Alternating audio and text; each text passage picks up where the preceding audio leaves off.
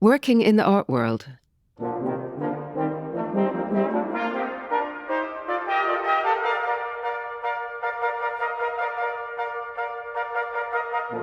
I'm Clarissa Levy, Art and Heritage Council at Wedlake Bell. And we're joined today by Elise Minter, Senior Curator of the Arthur and Rosalind Gilbert Collection at the Victoria and Albert Museum. Elise, I met you first in your previous incarnation as an expert in silver, ceramics and virtue at Sotheby's in London. And it's great to be talking to you today because everyone is interested in working in the art world. And it's very uncommon, it seems to me, to have moved between the commercial art world, as you've done, and the museum world. So I was wondering if you could start with talking us through the moves you've made and how your career started. Well, first of all, thank you, Clarissa, for inviting me to speak today. So, first of all, yes, we might not be that many colleagues in the art world to have made the transfer between the art market and the museum. I do believe that the next generation probably will have to do it a bit more because how the art world is fluctuating. But back to me, I am actually French, as you can probably tell from my accent. And when I was 19, I failed the civil servant concours exam to become a museum curator. So for me, that was it. My little girl dream was gone. But I was so determined to work somehow to discover the art world. I decided while I was doing my master to do quite a lot of internship to understand the different facets of the art world. And it is fantastic. There's so much to understand and to discover. And that's how I started at Sotheby's in Paris for a 3 months internship. And I really discovered this, what I like to call the magic world of such big auction houses, because you've got this specialist department. And in those departments, you're touching object, you're cleaning object, you are looking after them, you are organizing all the logistics, but you're researching them, writing about them, and finally you are selling them to clients who become, along those years, your friends, or you've got this very special relationship with them. And it was fantastic for me to discover that. And I managed to stay at Sotheby's for 10 years, Sotheby's London. And then when the V&A, namely my dear colleague Tessa Murdoch, called me and said, look, we think that you should apply for the role of curator for the Gilbert collection. I will always remember I was in this open office at Sotheby's and I just fell on my chair because it was an open office and I was so embarrassed. And I just pretend I was like, right, well, your inquiry seems very interesting. Thank you very much. Absolutely sure. Do come to the valuation counter. Do email me first your inquiry and then we can meet at the valuation counter and then discuss further. And I remember thinking, oh my God, there was that crossing the bridge was there and it was a unique and fantastic opportunity. So I was very lucky. I do feel that everything does happen for a reason. The way that exam went has given you this incredible perspective and that amazing start to your career that you wouldn't have had otherwise. And as you say, the chance to really kind of get your hands involved with the objects in the commercial world is a kind of different start. So tell us about your job at the V&A. What is the Gilbert Collection? It's officially called the Rosalind and Arthur Gilbert collection. And so it's a collection which has been built by private collectors, British private collectors, and from the 1970s until 2000. And because they were living in California, it was for a very long time on public display in California. It then was transferred to the UK and had its own museum in the 2000s, early 2000s, at Somerset House. So the Gilbert collection was part of that really big National Heritage Lottery Fund complete refurbishment of Somerset House. So you had 17 galleries there. And then in 2008, it moved to the V&A. So there was someone, Tessa Murdoch and Heike Zek, looking after the collection for 10 years. And then I joined in 2018 as the curator. And what does a curator do? So much. And yet I feel sometimes so little.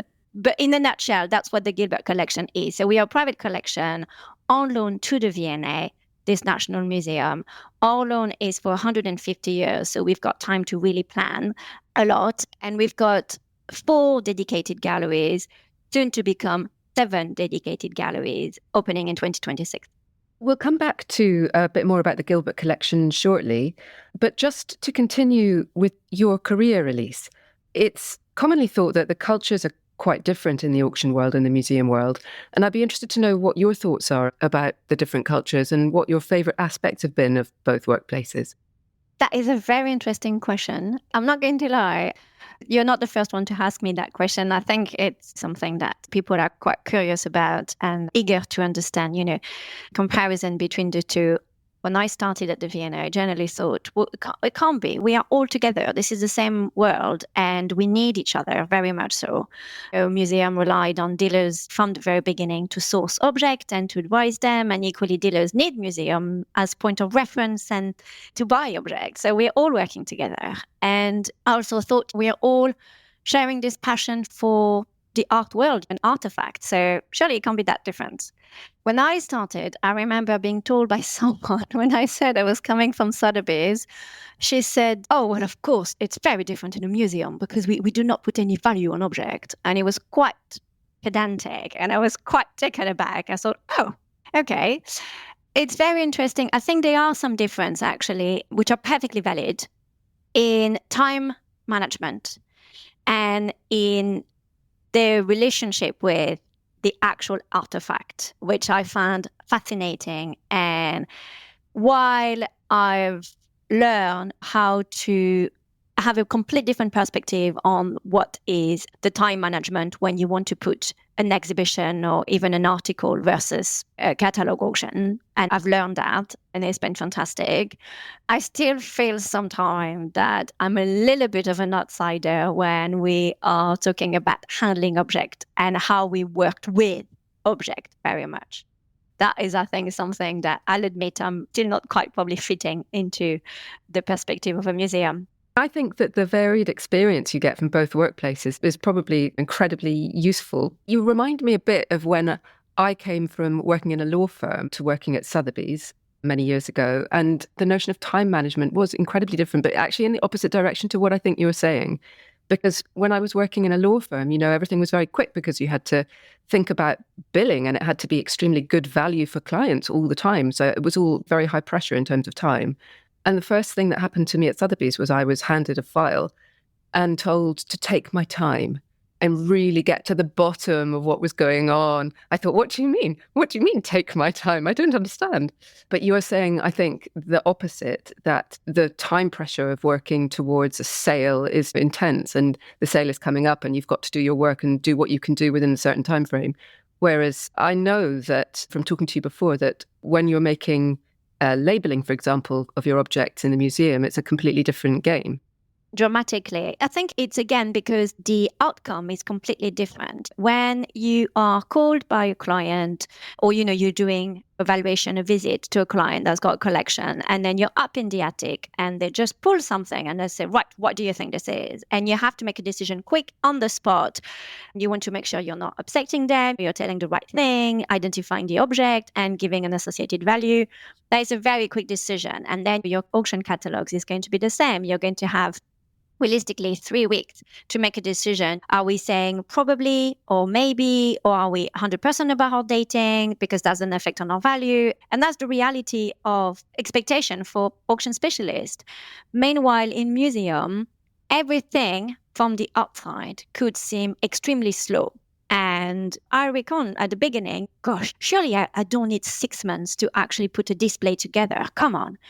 But trying to write a 60-word label where you know that that label is going to have to encompass really important information, provide a bit of a context because you don't know what visitors have read before arriving to that label or not, in 60 words exclusively, because we know that visitors want quick, snappy information. They're not going to spend time reading more than that. And at the same time, you know that that label is going to be there for 20 years. And if you say something, you know that we don't have our names, but it's the V&A. It's going to be a museum which is going to be blamed. And that's going to be reported, especially on social media. Oh, look at them. They're ignorant. They don't know what they're talking about. They've used the wrong word.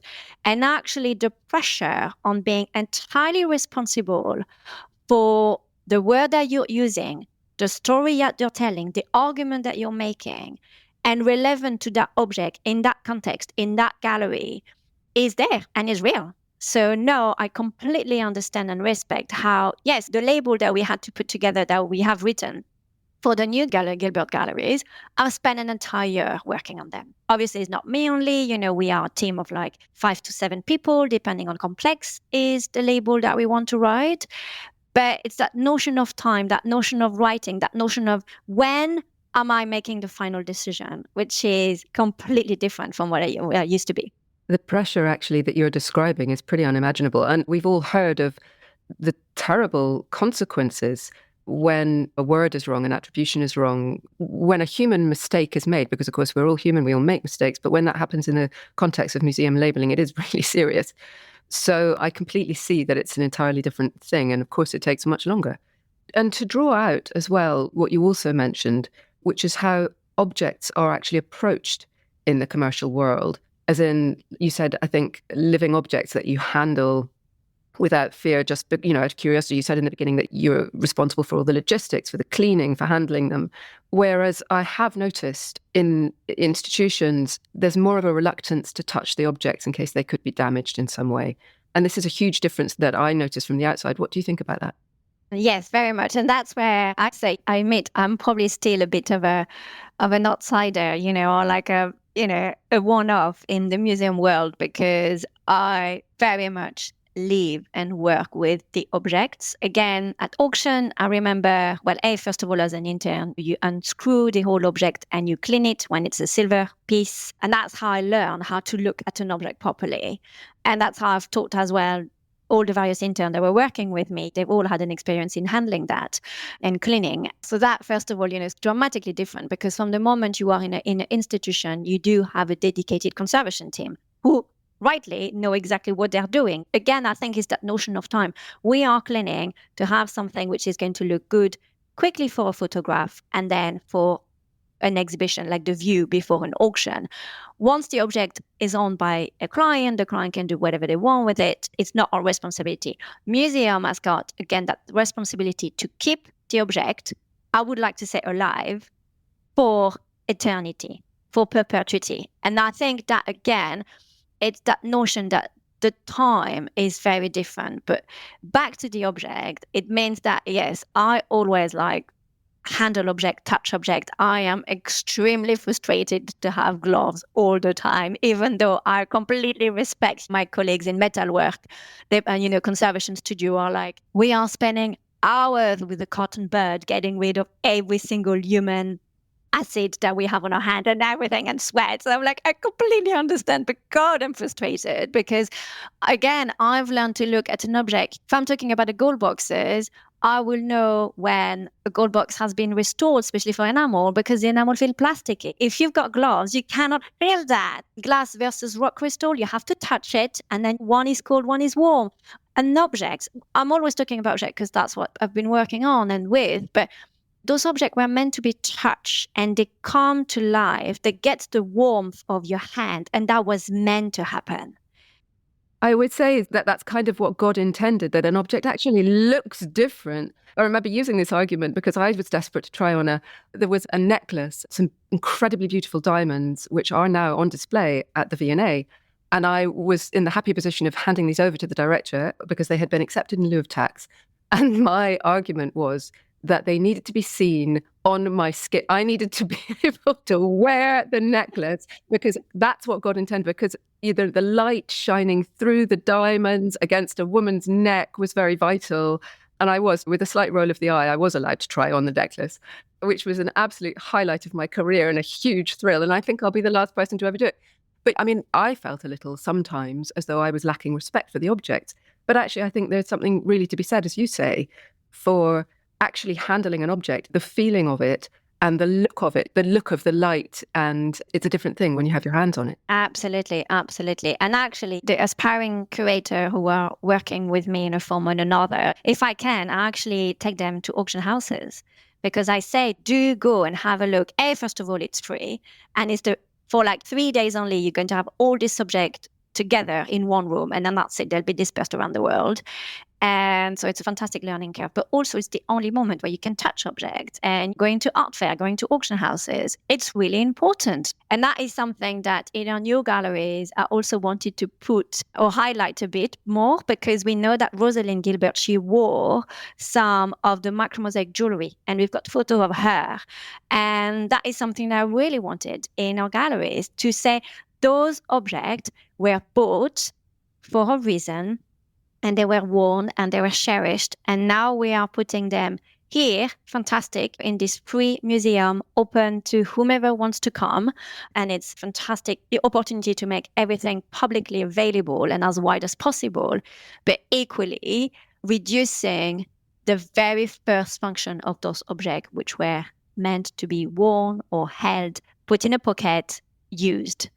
But, again, I completely understand if you spend up to a year desperately going through huge amount of committees to fundraise the amount for that object and to constantly have to justify to various committees why this object is so important as a new acquisition for your collection, then this object is becoming a treasure. So actually, you don't really want anyone putting their dirty hands on it because you've worked so hard to try and get all that money to be able to have it in the museum collection. So again, it's the perspective of how that object has come to the collection that probably made museum curators a bit more wary, I would say, of how to handle properly those objects. It's a really fascinating debate, really. But now back to your role, because you also touched on the fact that the Gilbert collection is a private collection which is on loan to the Victoria and Albert Museum. And I wonder what a difference that makes to your role. And tell me, does it make a big difference that you're not one of the curators of the big collection? It does, for a very pragmatic point of view, which is that, so the Gilbert collection is actually a charity, Gilbert Trust for the Arts, that is lending the collection to the V&A, which means, therefore, that we are not a national collection, which means, therefore, that we can dispose of our object or manage our collection and the actual number of objects in that collection as we see fit. And that's always has been the reason why, when I remember, again, back to how did I join the V&A, when that wonderful V&A curator called me and said, I think you should apply. I said, but I don't have a music background. She said, no, but you've got this auction background that we need and we want. And it's because, the collection was built from the 1970s to 2000. So there was still a lot of agent dealers who had been contributed to build that collection. And we needed all those relationships to continue. But it's also because one of the statements from the loan agreement and from Arthur Gilbert's legacy is that we don't have any acquisition fund. So if we want to buy, we need to sell. And it's his way of, as he called it, keeping the collection alive. So for him, keeping the collection alive is constantly seeking for the best example. If we've got the second best, then we're going to ultimately look for the best. And in which case, how much can we afford? Well, if we can't afford, let's review holistically the collection and make sure that some object that he might have bought at the time, maybe we need to sell them now. So we actually organized what is called in museum a disposal, but basically an auction at Sotheby's in 2019 of, I think it was 17 or 18 objects, which was probably one of the most stressful moment in my life, I would say, because even though I thought it's very easy to advise when you are an auction specialist, but then when you move to the other side, you're like, oh my God, that's it. It's gone forever. Am I going to be remembered as the one that dilapidated the collection? I mean, it's a terrible pressure on your shoulders. And also I remember those 18 objects, I think only one. Everything else sold, the 17 objects sold, and they sold higher than the estimate. And everybody around me was like, this is brilliant. And I was mortified. I thought, no, if they sold more than the estimates because I've made a mistake, I've missed something, everybody else knew that those subjects were specialists. Then my ex-colleague at Sotheby's said, you've worked on it for 18 months. We've worked on it with you. You knew exactly what you were doing. Don't worry. And I was like, okay, fine. But yeah, that was quite stressful. But in a way, I quite like it because you need to review and what Arthur bought probably in quantity at some point. No, we agree that we need to focus really on the quality. And then the other thing with that is that, and it's very important nowadays, is the fact that if we've got something in our collection which has been illegally acquired in a way or another, then we are in a position to be able to organize a restitution case. And this has been very important because in 2021, my colleague Jacques Schumacher, who was a provenance curator working specifically on the Gilbert collection for 2 years, found out that we had this wonderful 3,000 years old gold ewer that had been illegally excavated in the 1970s. And while Tristram Hunt has been very proactive and outspoken about the importance of restituting art, we know that it's a very sensitive debate in England, the Gilbert Trust could. We contacted the Museum of Anatolian Civilization in Turkey, and we organized a restitution ceremony where the ewer went back to Turkey. And that was a fabulous moment. That's incredible to have the freedom to do that, because, of course, I'm sure that it happens quite often in the museum world that there's a desire to dispose for all the very right reasons, but an inability to do so. You've got that freedom, and that's really special. I completely see that's a very unique thing and must be very rewarding. So the Gilbert Collection galleries, which I went to visit a couple of days ago, so they're closed at the moment. Tell me, when are they opening and what are the plans? They're opening in March 2026. And so we used to have 4 galleries, and we're now going to have 7 galleries. I would say, ambition is to talk about the collection, but bring quite a different, interesting topic that only that collection can address, which is precisely the relationship between art market and private collector. Something that I really like is there is some moment where Arthur and Rosalind Gilbert bought something because they had a revelatory moment. They had this experience where they realized, oh my God, I can't believe that, 7 centimeters gold box is actually made of entire rock crystal and all of that. And I love it. And I want a magnifying glass. And I want more visitors. I want my friends and I want visitors to discover that and have this wow moment. And I think that is something that we're very much trying to bring much more evidently in these new galleries. And then there are topics as well that we can address also because the collection was built in the 1970s all the way to 2000 when the art market was really buoyant, but when the regulation around the art market were not in place yet. So, for example, admittedly, we do have some pieces that we should never have acquired because that's the reality of the art market. So, at the moment, something which is very important is that we are working on the interpretation of 2 pair of absolutely magnificent 3 meters high silver gates that they were commissioned by the Kiev monastery of Petchek Lavra, or Monastery of Cave, which is based in Kiev. And it was built in the 11th century and it's the most prominent center for Eastern Europe Orthodox religion.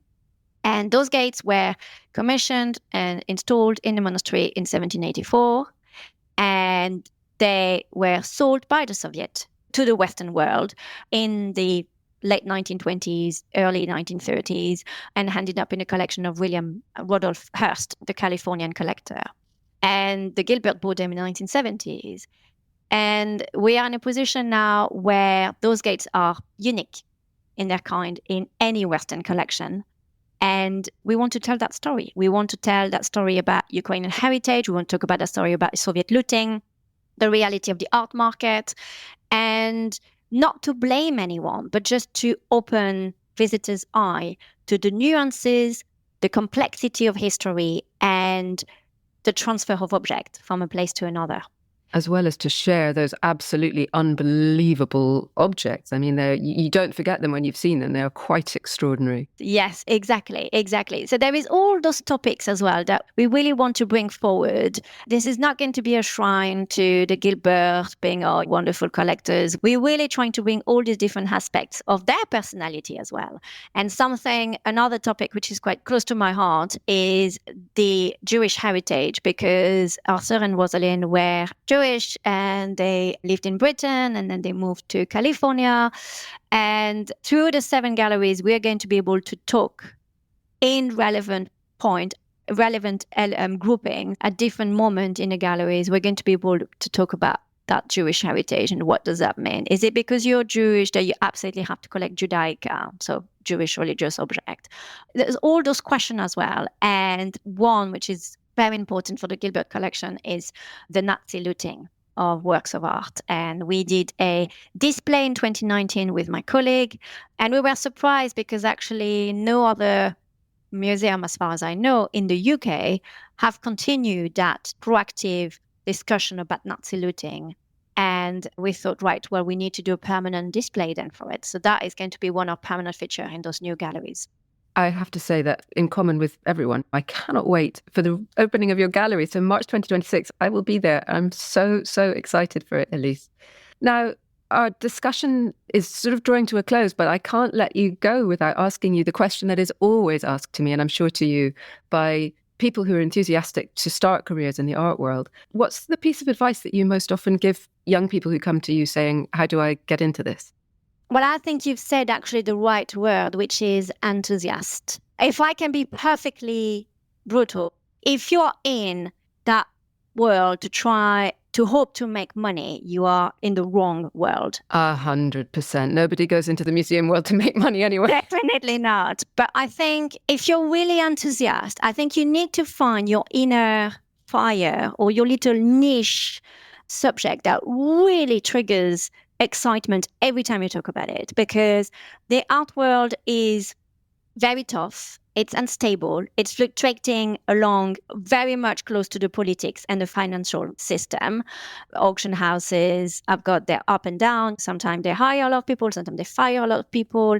Museum jobs can be cut like this because we've lost some grant funding. So if you are excited about, supporting an emerging artist, if you're in the contemporary world, or if you really you're excited about telling that story of that painting or that object, and whether it's in the form of an auction or an article or whatever it is, but if you're excited by that, then you will be resilient enough, I think, to cope with the art world.